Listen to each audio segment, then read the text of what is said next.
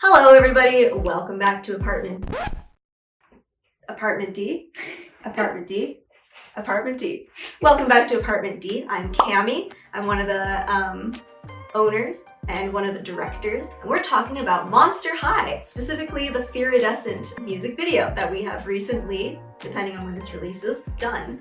Apartment D is an independent animation studio that specializes in stop motion, which makes us a really good fit for toys. This is our second music video that we've done. The first one we did was for the Twyla music video, which was introducing the new Twyla doll, and that one was really cool. This one was a lot more like dance forward, which was a big challenge animation-wise, but it was something that we were really stoked to do. And our animators crushed it. The first thing that we normally get when we start a project like this is from the team, we will get like a mood board from them. And so that has a lot of art about like the kind of vibes that they want, like the colors, the like atmosphere, yeah, just kind of like the overall look and feel that they're going for. Then from their mood boards, normally I'll take that as the director and I will look for even more references and even more inspirations that we want to pull from to do our designs.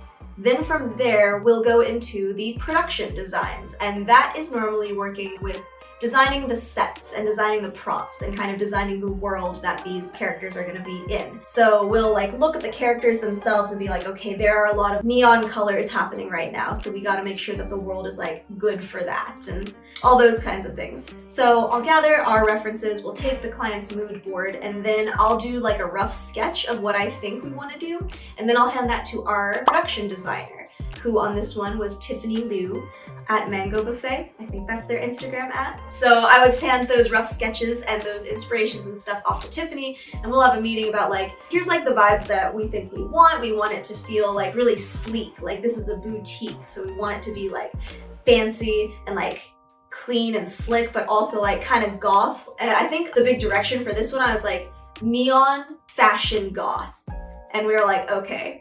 We did a lot of like vaporwave inspiration as well. It was like goth vaporwave kind of. So there's a lot of like neon and a lot of like iridescent, because their outfits have a lot of iridescence in them. Once we have a semi-final design, we go into storyboarding. So storyboarding is where you do kind of like, it's kind of like a comic book. You know, you go like shot by shot and just kind of like sketch out the angles and sketch out which characters are going to be in there and like roughly what they're going to be doing. It's not fully animated, but it gives you a good idea where we're going to go and what angles we're going to get. And then those become an animatic, where we basically time those comic book kind of style drawings to the actual music, so we can see how it's going to shake out and like what angles we need and stuff like that. The person who did these storyboards for us this time was Zoe Kim at Zoe's Trope Studios. And she's done a bunch of different animatics for us, but this was the first one that was like full-on dancing, like 5 characters doing a full dance. So it was really useful to see because there's a lot of choreography going on. And we actually worked with a choreographer for this one, Eileen Harmon. She does a lot of the Monster High choreography. Yeah, so we do the production designs, then I give the production designs and I give my direction to Zoe to do the storyboards, and then Zoe does the storyboards. And then based off the storyboards, I talk to the choreographer and I'm like, okay, here are the exact shots and the exact characters and the exact framing that the choreography is gonna happen in, so that she knows what to choreograph, so she's not making like choreography for parts where they're not going to be dancing. And so then we take that choreography and we redo those parts of the storyboards to like reflect the actual dancing. And then we send the storyboards and animatics and the choreography to get those approved all together. And then they come back and we just like narrow it down until we know exactly what we're shooting and exactly what it's going to look like. So once all the designs and stuff are good to go, then we go into actually building the sets. Our art director is the one who would be the one in charge of building the sets. This time it was our friend Rocco.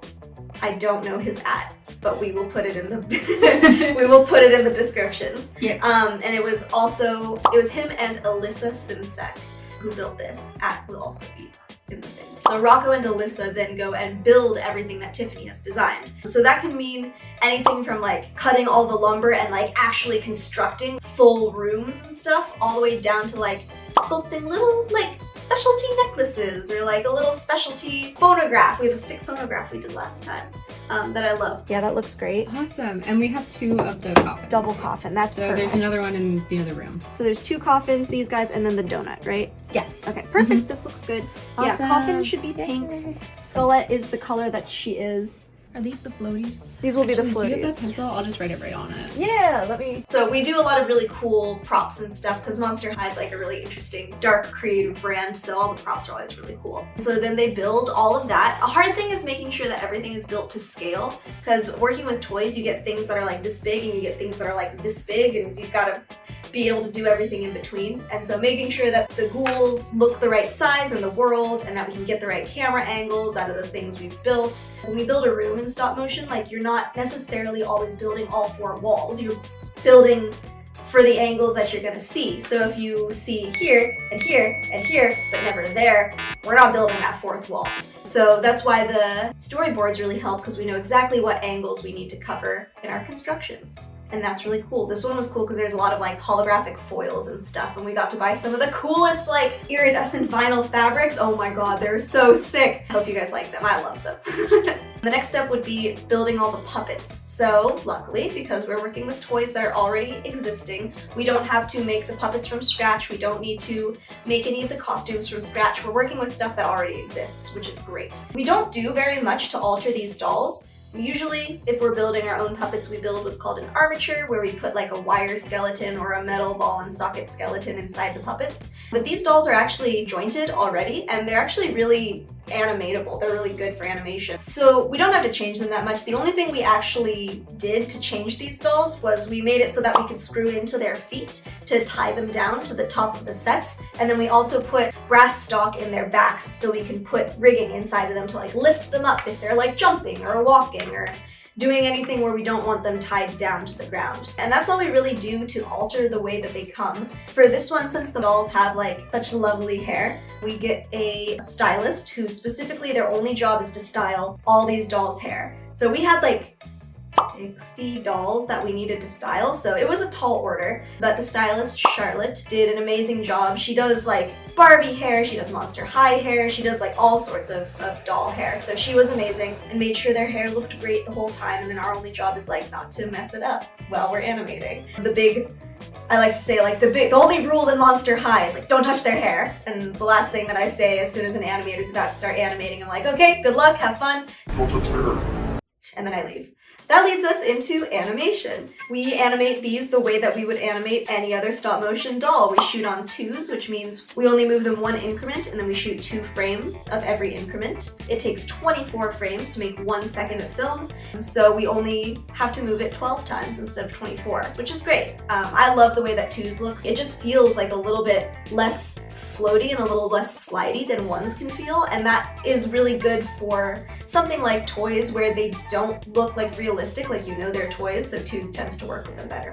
So when we're shooting the dance sequences, we will always have reference footage of the actual choreographer doing the choreography, so we know exactly what they should be doing. Everything exists in 3-dimensional space, so like it really helps to be able to understand 3-dimensionally like what's moving where. The extra monitor there makes it easier on my neck because the set is very deep, and I have to be on these little apple box steps. When I reach in, it's easier to look ahead while moving my puppet instead of moving her while having my neck turned to see that monitor there. So usually the animators and myself will basically learn the choreography, and then so that we can do it and like feel out, we're like, okay, so it's like that. Oh, okay, it's going like that. Can you explain what's happening here? We're about to direct. That's what's happening. So you can watch that magic. So this one we have a little bit more time. It's like, yeah, we're staying positive. Yeah, we're staying is probably like, yeah, we're staying. So like hit the mirror on yeah, down, staying, and then positive. So that really helps. So it's always kind of funny if you walk into direction, it's me being like, and you go, and 1, and 2, and 3, and 4, and the animator's like, okay, and then we're all doing the dance together. It's really fun. So yeah, this one was a really big challenge, having 5 characters doing like a fully choreographed dance all together. It's just, having 5 characters dance is kind of a lot, but it looks super cool and it was worth it. Another fun thing about this project is that part of what we were trying to do was show all the different outfits that each ghoul can have. So each of the ghouls has like 3 different outfit combos to show. So as they were dancing, we also had to like swap out dolls to show them wearing their different outfits, which is why we needed so many dolls, because on every stage, we had like 3 stages.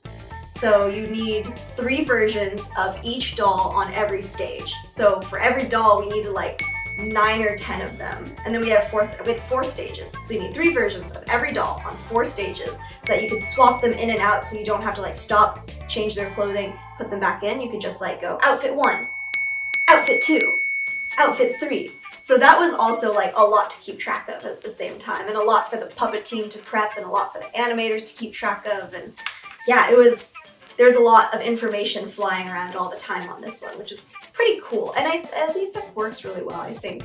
And all the outfits are super cute, so that was fun. Finally, after we shoot everything, it goes into post-production. So post-production is responsible for a lot of different stuff on every project, but on this project, mostly it was like rig removal was a lot, because there were a lot of rigs holding everybody up while they were dancing. Another interesting thing is we were using a lot of neon in this one. None of it is real neon, because real neon can get like really hot and it's expensive, and it was just not feasible for this, especially because we're on such a small scale.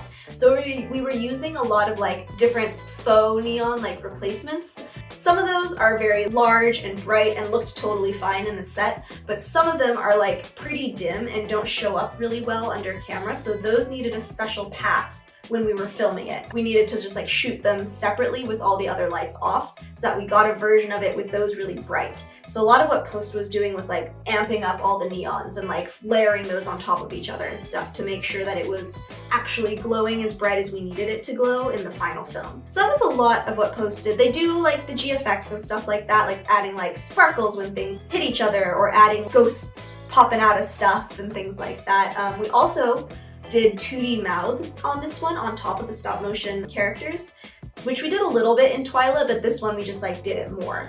Our 2D mouth artist on this one was Megan, who did all of the 2D drawings of all the mouths from all the different angles and stuff like that. Most of their mouths are really similar, but some of the characters have like unique teeth. Like Claudine has different teeth from everybody else, and Draculara has different teeth from everybody else. So we do have to do some like customization of the mouths to make sure that everybody is like true to their actual characters. There's like a scene with a lot of mirrors in it, so we had to remove all of the reflections of Draculara in all the mirrors, because she does not have a reflection because she's a vampire. So it's like weird stuff like that that's like very specific to like the project and these characters and this toy line and stuff like that that the post was doing.